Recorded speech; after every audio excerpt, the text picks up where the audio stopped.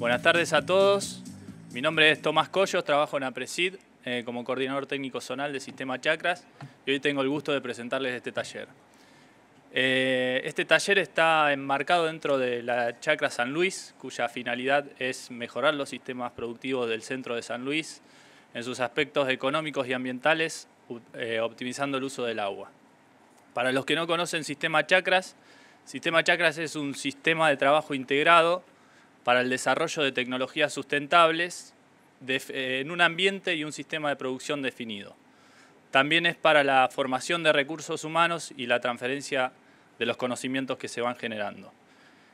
Aquellos que no estén familiarizados con esta definición, lo que hacemos básicamente es detectar una problemática productiva, una demanda desde el productor y armar un plan de trabajo de mediano a largo plazo para generar información acerca de este tema o generar respuestas a esas preguntas productivas. Para poder cumplir con este plan de acción, la metodología de trabajo Sistema Chacras tiene una estructura de apoyo, donde esta estructura tiene una pieza fundamental que es el gerente técnico de desarrollo, que aprovecho para presentar a Vanessa Barbero.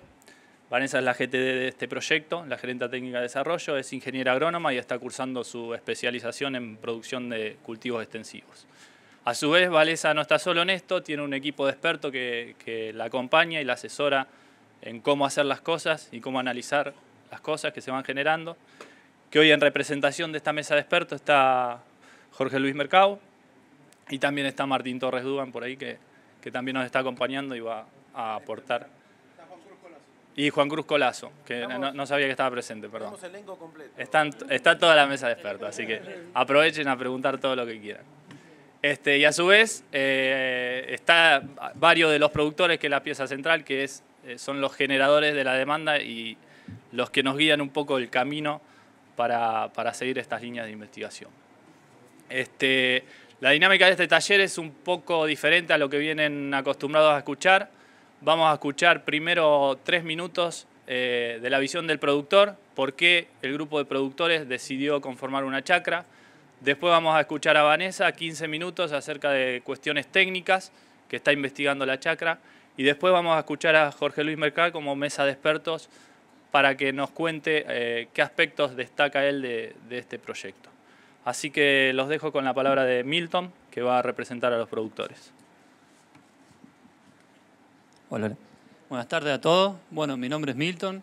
Yo pertenezco a una empresa que es de la zona núcleo, de UES, y hace 10 años se fue a San Luis a producir. Así que exploramos un nuevo horizonte y bueno, llegamos a San Luis con todo un incógnito que era producir en una zona del semiárido. Y bueno, primero fuimos miembro de la regional, en la cual era más que nada intercambiar conocimiento y a prueba y error, que no conocíamos mucho. Y después surgió que hacíamos mucho ensayo y no le podíamos dar un rigor científico a esos ensayos. Es decir, teníamos muchos datos desordenados y necesitábamos ordenar y tener respuestas concretas a esos ensayos y surgió lo que es la chacra. Básicamente, bueno, se eligió un GTD, que es Vanessa, y bueno, una mesa de expertos. La idea era tener respuestas concretas a todos esos incógnitos que teníamos y tener una red de conocimiento, ya que hay intercambio entre las chacras, y bueno, darle rigor científico a todos esos ensayos. Así que bueno, surgió la chacra, hoy somos 8 miembros, en la cual yo, aparte de ser miembro de la chacra, estoy en la parte de la mesa técnica administrativa, así que bueno, tengo bastante intercambio con Jorge y Vanessa. Y bueno, hoy estamos con 8 líneas, de las cuales Vanessa va a hablar un poco sobre una de las líneas puntualmente. Así que la dejo con ella.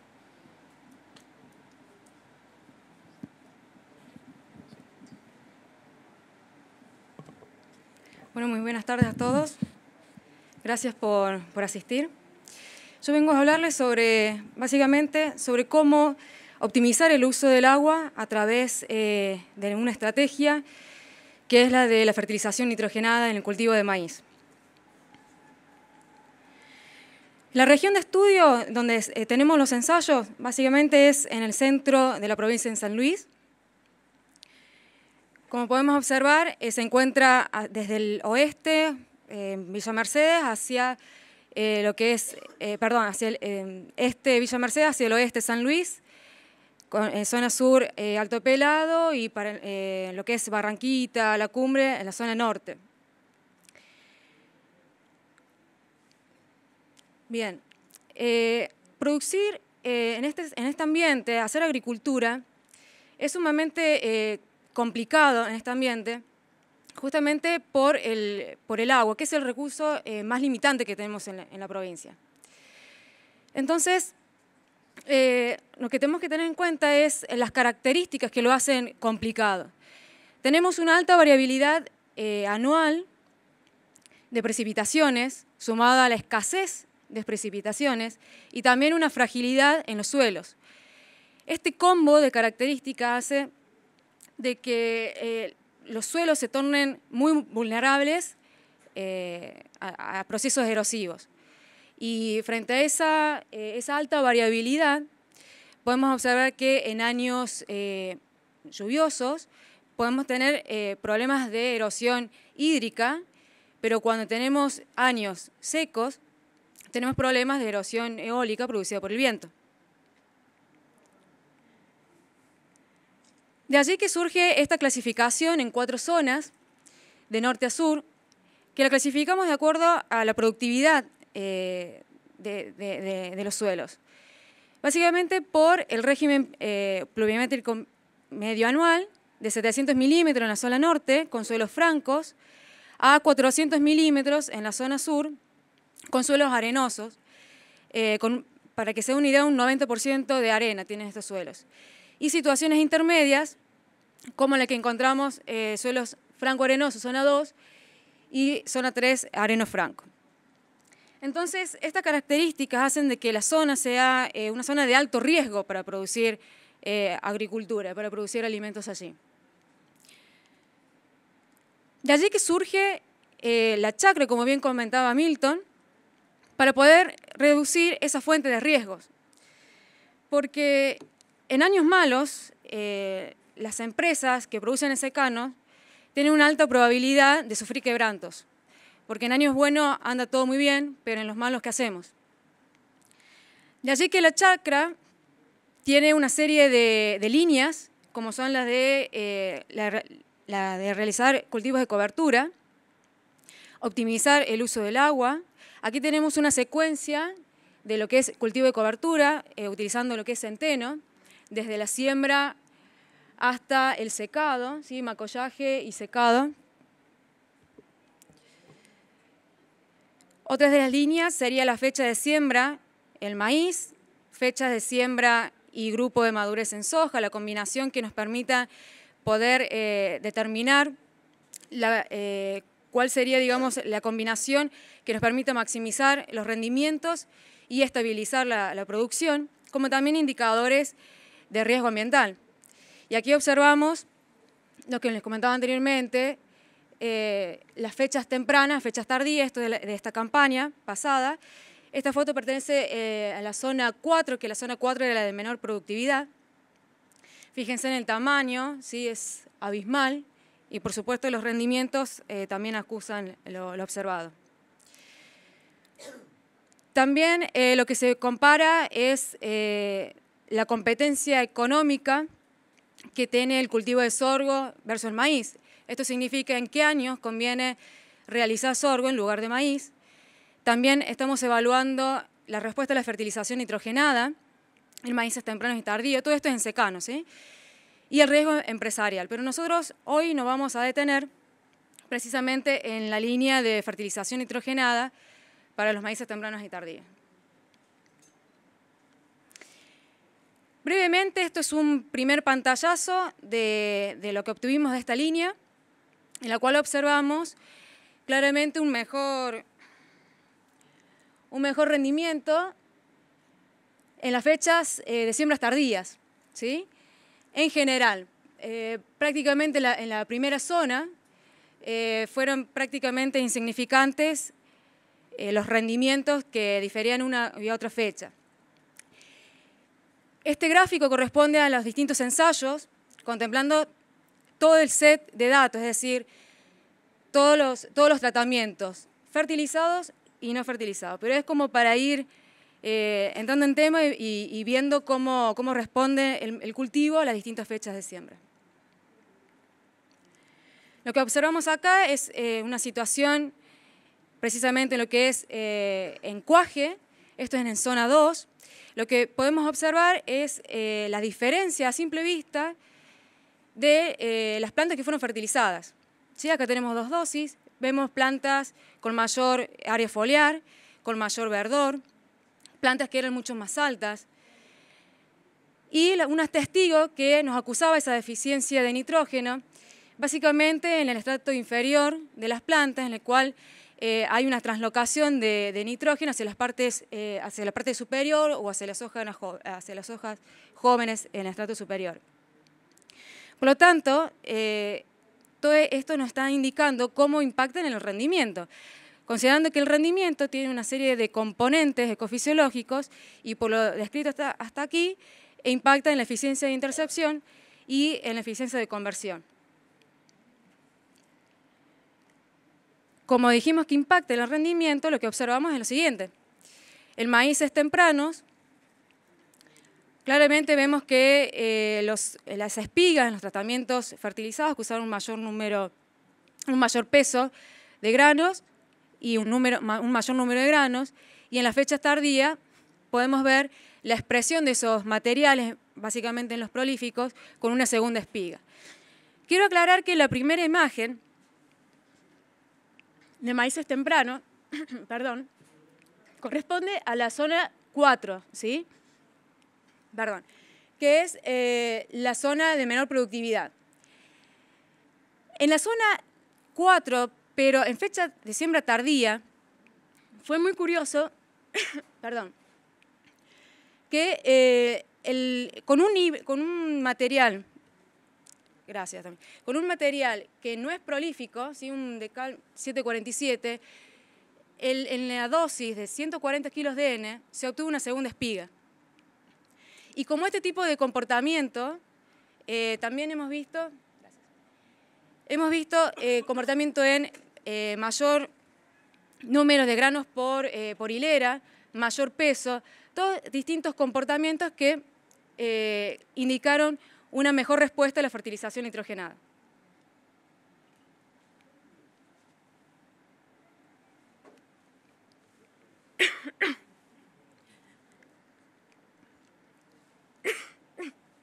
Bien, lo que observamos aquí es la fertilización en maíz temprano, porque la pregunta es si en ambientes que el recurso agua es limitante, si realmente vamos a tener respuesta a la fertilización. Y lo que vemos es que sí, que tenemos respuesta a la fertilización.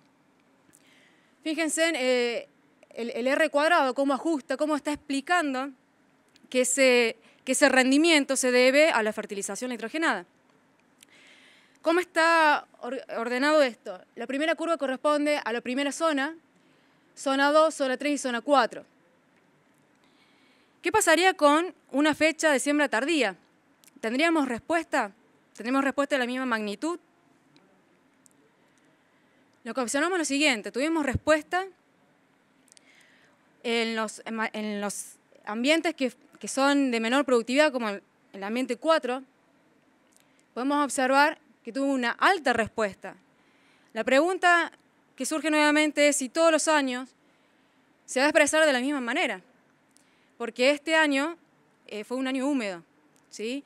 En el cual en una fecha siembra tardía tuvimos mayor tiempo para acumular agua en el perfil, con lo cual, sumado a la fertilización nitrogenada, tuvimos un mayor rendimiento, una mayor respuesta en todos los sitios.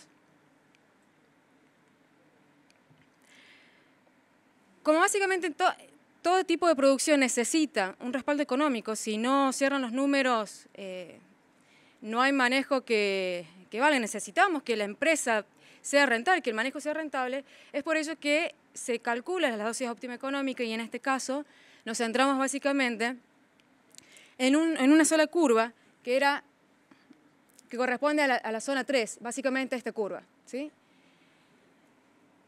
Bien, para esta curva obtuvimos una respuesta típica a la esperada en ensayos de fertilización. Tuvimos un ajuste cuadrático en el cual esa dosis, para la dosis óptima económica de 122 kilos, ¿sí? Vimos que en la derivada, ¿sí?, de esa dosis óptima económica, por una relación de precios de 18 kilos, esto surge de relacionar el precio del kilo de maíz y el kilo de N, es decir, que con 18 kilos de maíz estoy pagando la unidad de nitrógeno. Con esta relación decimos que el máximo beneficio lo obtenemos con 122 kilos. Por lo tanto, para esta situación, para obtener este máximo beneficio, tendría que haber fertilizado con 26 kilos de N, llevado urea unos 57 kilos aproximadamente. Ahora bien, ¿cuál fue la oferta hídrica en cada uno de nuestros ambientes? Que fue un poco el disparador de lo que veníamos viendo hasta recién. Básicamente, las lluvias fueron abundantes y se han concentrado en lo que fue el mes de febrero, en el cual en los periodos de mayor demanda, en las fechas de siembras tardía, pudimos combinar el periodo de mayor demanda con el de mayor oferta. Por lo tanto, los rendimientos que hemos obtenido hasta el momento. ¿Y cuánta agua consumieron los maíces? Bien, podemos observar que para los distintos tratamientos en una fecha de siembra temprana, anduvieron alrededor de los 350 milímetros, ¿sí? Un poco más cerca de 400 milímetros en los fertilizados. Y así en el maíz tardío. Ahora bien, ¿con qué eficiencia lo hicieron? Ahí tenemos los valores de eficiencia para cada uno de ellos. Y cuando hablamos de, perdón, no les comenté, el consumo el consumo fue calculado en base al rendimiento, ¿sí? de los cultivos. Y la eficiencia que tenemos, bueno, los kilos obtenidos por medicamento no consumido. Claramente se vio una mayor eficiencia en aquellos tratamientos que fueron fertilizados. Ahora bien, en aquellos tratamientos que fueron fertilizados, lo que podemos observar, un mayor consumo de agua en profundidad, ¿sí? Esto es algo sumamente importante debido a tres cuestiones. La primera, que con el uso de fertilizantes nosotros mejoramos la productividad. Además, si hacemos un ajuste en esa fertilización nitrogenada, podemos obtener rentabilidad económica, pero a la vez podemos ser amigables con el ambiente. ¿En qué sentido?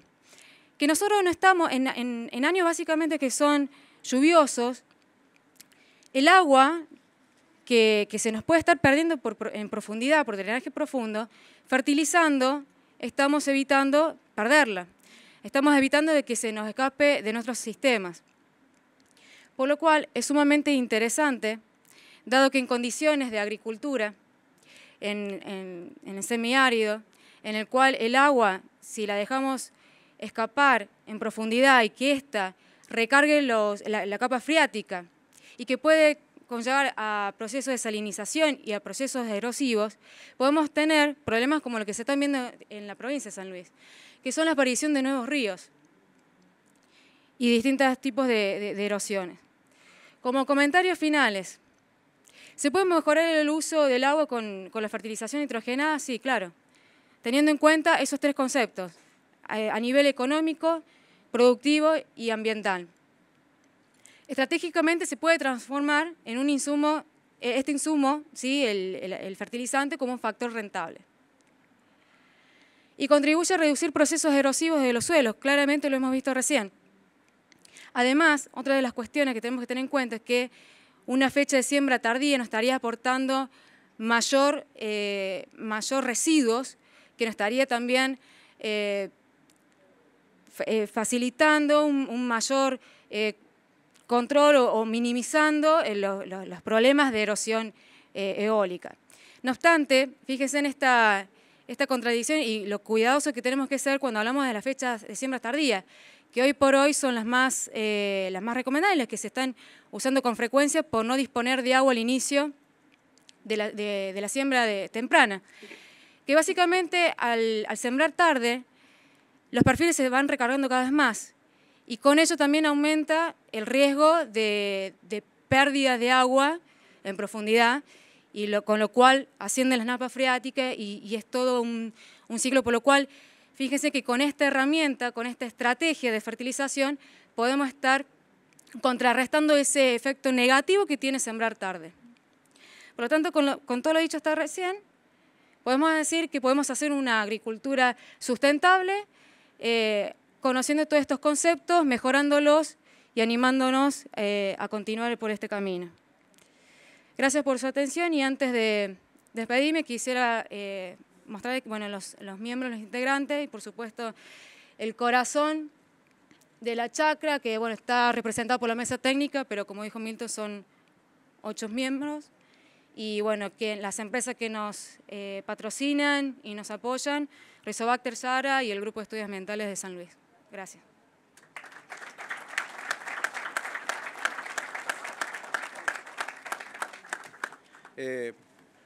Gracias, Juan. Yo quería redundar en un par de cositas de las que dijo Vanessa bastante bien recién. Y es, primero, repasar un poco las líneas que está trabajando la chacra, ¿sí? La chacra está trabajando, si ustedes escucharon atentamente lo que fue diciendo Vanessa, está trabajando en estructuras del sistema de producción. Se está preguntando las fechas de siembra más adecuadas para sus cultivos. Se está preguntando si se incorporan o no cultivos de cobertura en sus planteos de producción, de esos sistemas de producción y qué efecto tiene. También está viendo, está bien, estamos en el árido y en el árido, a pesar de esa última foto donde están los ríos, lo que más importa es usar bien el agua. Entonces le está queriendo poner números a la productividad del agua y cómo las prácticas de manejo modifican esa productividad. En ese camino, el estudio de la nutrición, particularmente del maíz, es una línea fuerte del cultivo de chacras, del proyecto Chacra, y entonces se está trabajando en eso como una estrategia. Pero también la chacra tiene muy en cuenta un par de puntos. Uno es la necesidad de que cualquiera que avanza sobre la agricultura desde, como el caso que contaba Milton, desde Hughes a San Luis, digamos, para poner un extremo, ¿sí?, empieza a afrontar otros desafíos en la medida que llega a San Luis, ¿sí?, que no es convivir necesariamente con un ambiente de menos oferta hídrica, que es así, tiene menos oferta hídrica. Pero lo más importante es que tiene mucho más variabilidad de la oferta hídrica y ese es el gran desafío, convivir con la variabilidad de oferta hídrica. Esa oferta que hace que una empresa pueda quebrar, digamos, o sea, esa es la magnitud de ese desafío. Entonces, la chacra también está trabajando en cosas de capacitación o tiene sus líneas de capacitación, cómo manejarse empresarialmente en una zona de elevado riesgo, ¿sí?, para la agricultura. Y ese elevado riesgo también tiene una componente incluso de largo plazo. ¿Qué pasa si la agricultura empieza a ser vista como mala palabra en San Luis y resulta que los campos no dejan de ser agrícolas? ¿Sí?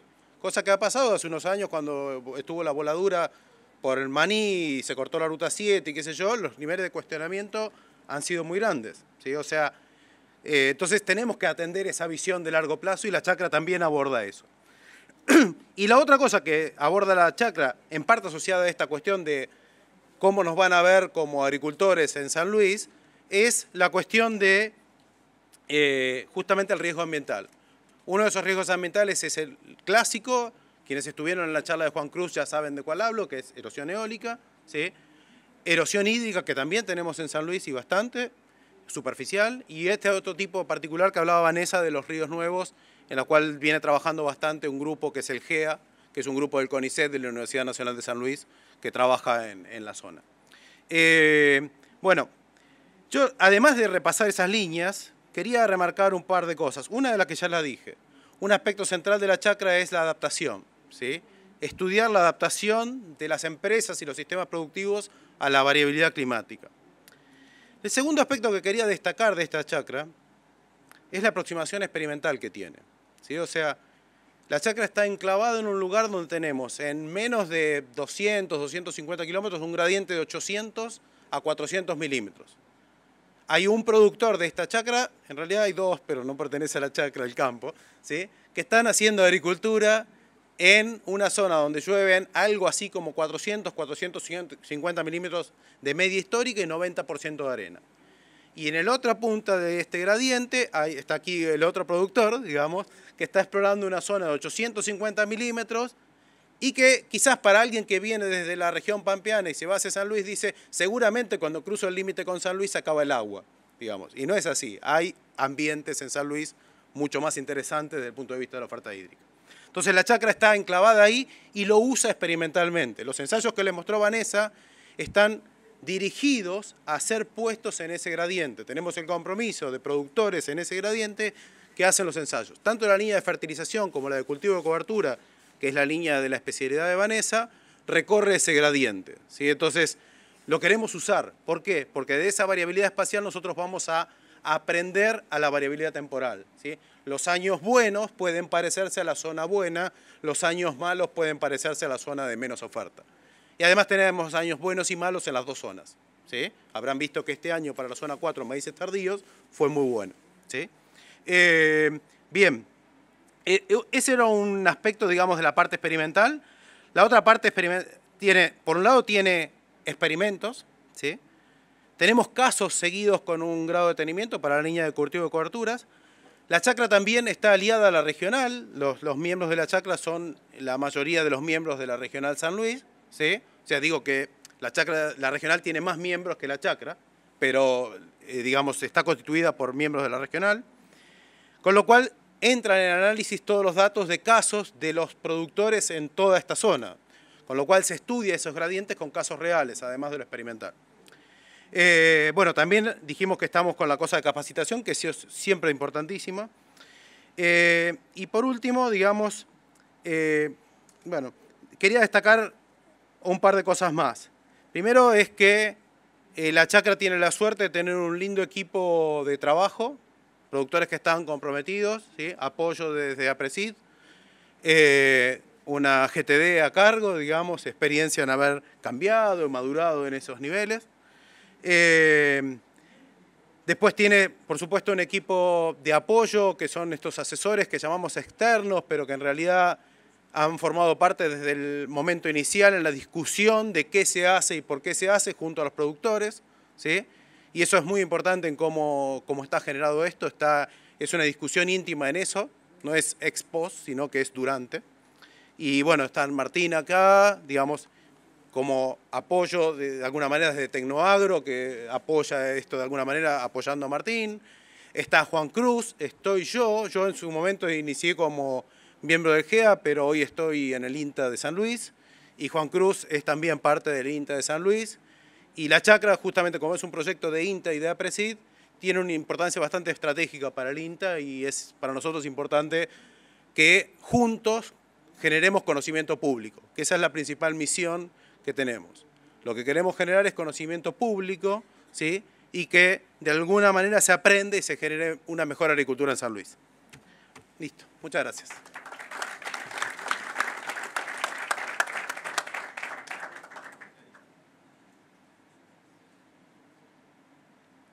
Muy bien, vamos a un espacio de preguntas. A medida que vayan levantando la mano, les paso el micrófono, así las vamos respondiendo. Buenas tardes. Te quería preguntar, en las fechas de siembra, ¿cuál consideras tempranas y tardías? Y si tienen medido la capacidad que tiene el suelo de la retención de agua, en milímetro.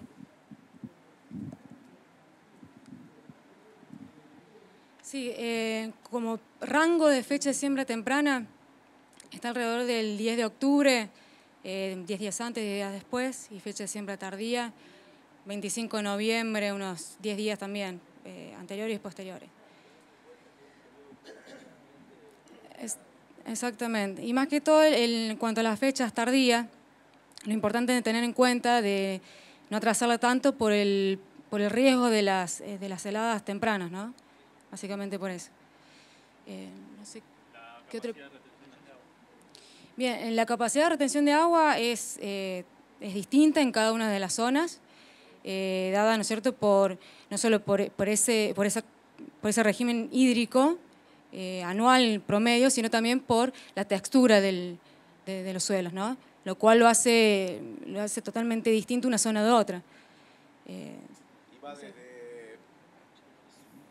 120 milímetros en la mejor zona franca por metro de suelo a 80 o algo menos en la zona de 90% de arena.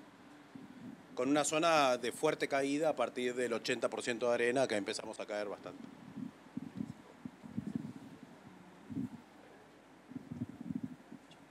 ¿Qué tal? ¿Puedo pedirte si pones una filmina? Porque no tengo muy buena memoria y quería ver unos datos. Tengo dos dudas. Ah, ¿más fuerte?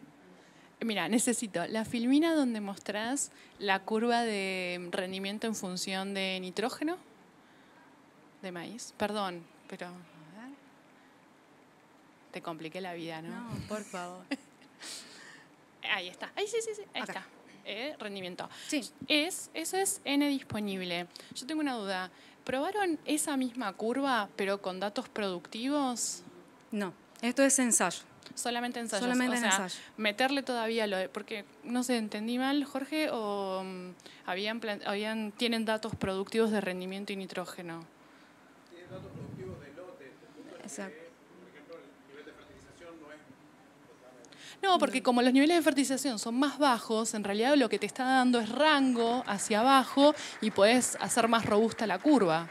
Por eso lo estaba pensando. No, igualmente me das pie para aclarar alguna cosa más, que es que lo que pasa con las curvas es que habrán visto que ahí había 8 curvas. Cada una de esas 8 curvas es un ensayo en un lugar con 5 niveles de nitrógeno, con 3 o 4 de los tratamientos, 2 de los tratamientos que tienen repeticiones, o sea, está armado para generar información en cada una de las curvas. Pero cada curva no deja de ser una anécdota, ¿sí?, de ese caso en ese año.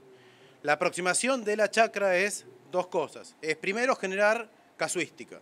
La casuística que queremos generar es hacer todos esos ensayos de curvas de respuesta y vamos a tener 3 campañas. Esa es la otra cosa muy interesante de esta chacra y de casi todas. No está planeada para un año, sino que están planeadas, son 3 campañas de resultados experimentales como este, ¿sí? Primera cosa. Y segunda cosa es, queremos incorporarle a esa información y tenemos recopilada información, viste, de agua, de nitrógeno, todo. En realidad teníamos medido nitrógeno hasta 2,5 metros en varios momentos. Queremos incorporarle el uso de modelos de simulación, ¿sí? O sea, queremos evaluar si esos modelos funcionan razonablemente contra esa base empírica. Queremos eventualmente generar modelos simples a partir de esa base empírica, teniendo en cuenta la oferta de agua. Y con todo eso, generar una herramienta de decisión de fertilización nitrogenada. De ninguna manera estamos recomendando que ese es el resultado. Eso es lo que pasó en ese ensayo este año. Sí, lo que les proponía era, para tener un poco más de rango por ahí junto con el ensayo, agregar datos de lotes en producción de esa misma zona. Entonces, como acá me explicaba Martín, que las dosis son mucho menores y si tienen los datos de dosis, tienen los datos de N de suelo y tienen el rendimiento, en realidad sumás lo experimental más lo productivo en el mismo campo y tenés un N un poquito más grande. Nada más era para eso. No, mira, el testigo es este, ¿sí? Y acá tenés los rangos iniciales de nitrógeno en los primeros 60 centímetros. Ah, listo. ¿Sí? O sea, son estos. Ahí y después están con dosis creciente hasta explorar dosis realmente altas, ¿sí? Y bueno, eso es lo que estamos generando. Y la otra cosa que te quiero decir de los datos de la realidad es que en secano el nivel de fertilización es muy bajo, con lo cual esto es una aproximación experimental para ir en el camino de usar la fertilización y ya le estamos viendo 2 cosas. Una respuesta económica y una posibilidad de que sea negocio. Sí. Con las relaciones de precio de este año es muy difícil que cualquier cosa sea negocio, ¿no? Pero a las relaciones de precio históricas la fertilización es un muy buen negocio, ¿sí? Por lo menos los primeros datos nos están diciendo eso. Entonces, primera cosa es eso y además usarlo para generar una mejor herramienta de decisión. Sí. Y la otra consulta, y ya no molesto más, es, tengo una duda. Cuando vos calculás la eficiencia hídrica en los diferentes, o sea, con las 3 dosis de N,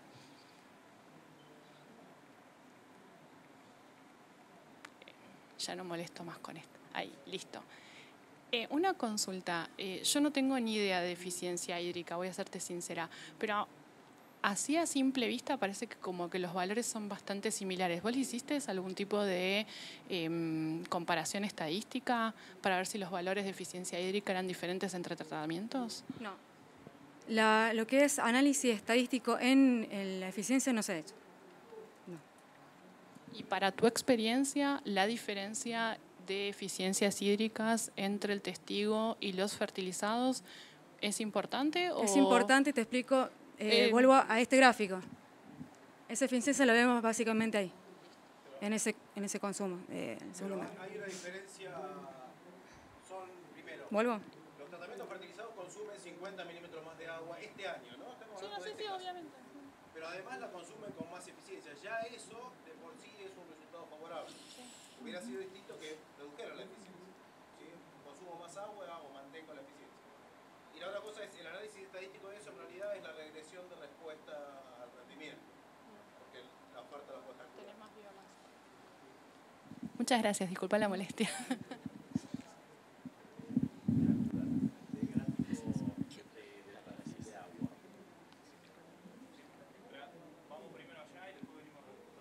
Perdón, buenas tardes. La consulta viene por ese lado. ¿La medición de eficiencia de uso de agua la haces en términos de qué? ¿De biomasa total o biomasa de grano únicamente? De rendimiento y... ¿Esa es tu eficiencia de uso de agua con rendimiento de grano? Sí.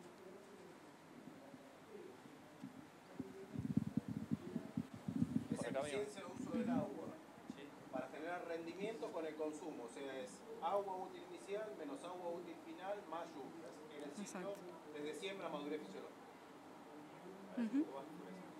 Parece paja.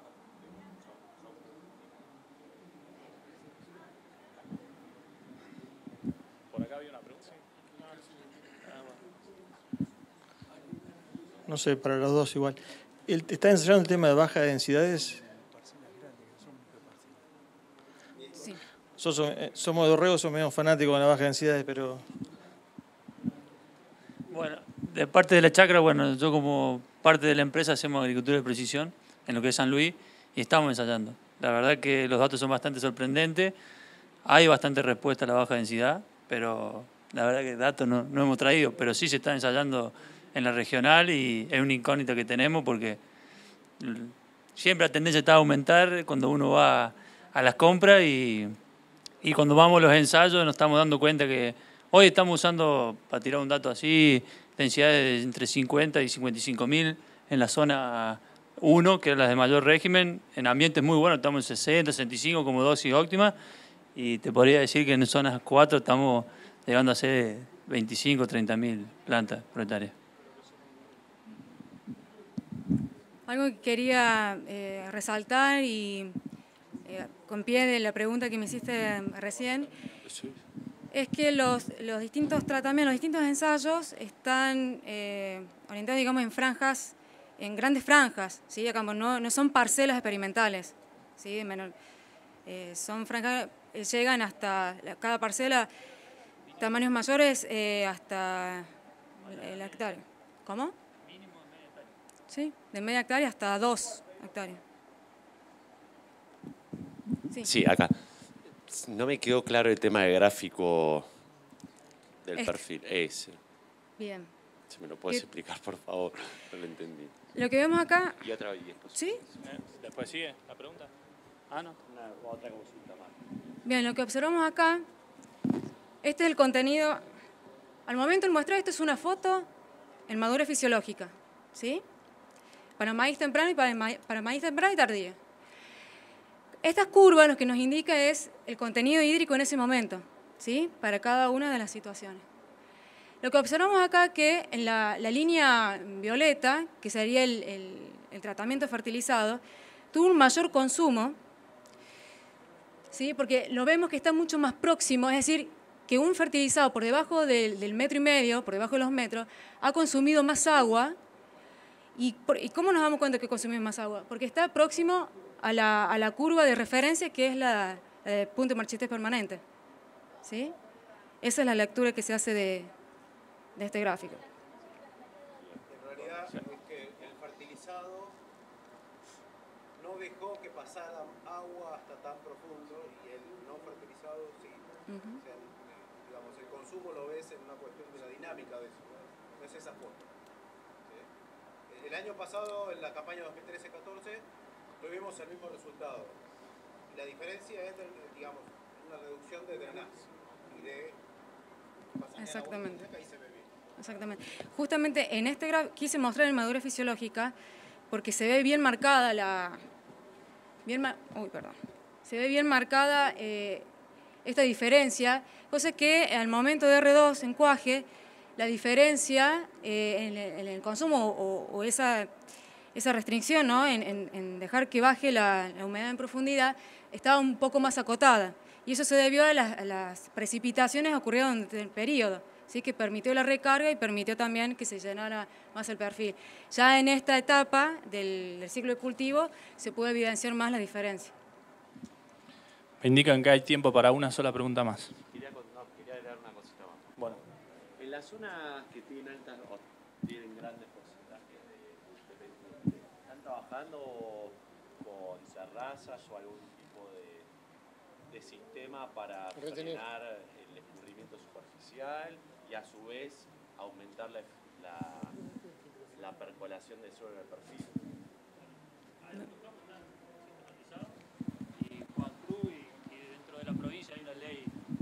Dentro de la provincia hay una ley que se está por llevar a cabo, que es sistematizar todos los campos con pendiente. Algunos ya están sistematizados y otros están en vista a cómo viene. Juan Cruz creo que estuvo hablando bastante de eso, ¿no? En erosión superficial, creo. Hay dos cuencas dentro de la provincia donde se hizo la sistematización. Lamentablemente la adopción por parte de los productores fue muy baja. Me refiero a que las terrazas se marcaron y fueron muy pocos las que después las concretaron. Pero se está pensando, y también con respecto por ahí un poco lo que decía Jorge, también se está pensando en que muchas veces esas terrazas no son muy buenas y son las terrazas, digamos, que favorecen la percolación, porque en una determinada situación, que es la de la aparición de estos nuevos ríos, que es un caso muy particular, es muy puntual, es una cuenca muy puntual, esas terrazas estarían favoreciendo la aparición de los nuevos cursos de agua, porque es agua que no se aprovecha y que después revienta por otro lado.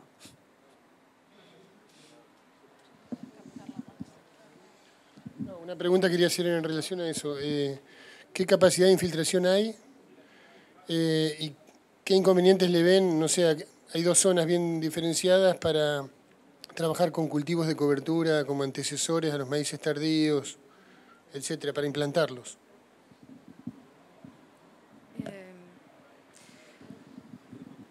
Bueno, con respecto a los cultivos de cobertura, se están probando en todos los ambientes, en esos 4 ambientes que hemos visto. La metodología que se está evaluando es con distintas fechas de secado y viendo cómo responde el cultivo siguiente, el cultivo de verano, que es el cultivo que nos interesa evaluar el rendimiento, sembrándolo temprano y tarde, ¿sí? Para esta campaña, los planteos no solamente se van a hacer digamos, con cultivo de verano maíz, sino también con un planteo de soja, ¿sí? Planteando 2 tipos de planteo, soja techo y soja piso. El objetivo básicamente de la incorporación de los cultivos, y que lo que queremos probar es esa factibilidad, ¿no?, de la incorporación de los cultivos de cobertura, es poder ser lo más eficiente en el uso del agua a lo largo de todo el año, ¿sí? Porque en periodos, por ejemplo, como esta campaña, que tuvimos excesos hídricos, ¿sí?, aprovechar al máximo, por ejemplo, con esta estrategia de fertilización es una opción. Ahora bien, el agua que quede en exceso, no desperdiciarla, ¿sí? O sea, haciendo un barbecho largo, sino aprovecharla intensificando, como con cultivos de cobertura. La idea es, bueno, estamos probando el centeno y ver cuál sería el tiempo, ¿sí?, de esos cultivos de cobertura, ver cuáles serían las estrategias más convenientes, ¿no?, para cada situación y para cada ambiente.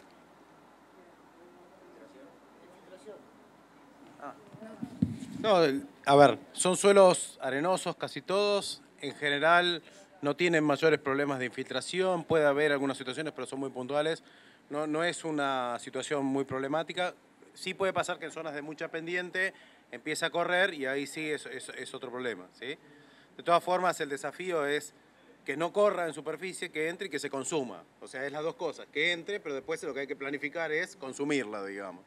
El punto es que nuestros sistemas de producción a veces, y este es el segundo año que nos pasa, y si uno simula en la historia esto pasa cada tanto, no siempre pasa, que quedan situaciones como esta. Fíjense que el perfil, eso es la madurez fisiológica de los cultivos, esta es la fecha tardía, fíjense, madurez fisiológica, ese 15% es bastante cerca de capacidad de campo. Tenemos capacidad de campo hasta 1,5 metros, 2 metros, el año pasado fue hasta más abajo, todo húmedo. La estrategia normal, como en cualquier zona semiárida que compartimos también con Salta o compartimos con Santiago del Estero, ¿sí?, es yo voy a demorar la siembra del cultivo. La estrategia normal es siembras demoradas para, con las lluvias de noviembre, diciembre, recargar el perfil y de paso poner el periodo crítico en un periodo de menor demanda. Esa es la estrategia normal. Lo que nos pasa con la estrategia normal es que partiendo de una situación así al final de los otoños, que la sabemos, no necesitamos ningún pronóstico, vamos y la medimos y la vemos, ¿sí? Esa agua que está ahí, cuando empiece a llover en noviembre, se va a ir al tercer metro y la perdemos. Desde el punto de vista productivo es una pérdida. Además puede ser un problema, pero desde el punto de vista productivo por lo menos es una pérdida donde te falta el agua. Lo que estamos viendo es la posibilidad, y Juan Cruz también tiene, el INTA tiene otra línea de trabajo con cultivos de cobertura, donde es usar esa agua que a veces nos sobra para generar las coberturas que a veces nos faltan los octubres, ¿sí? Para la erosión eólica.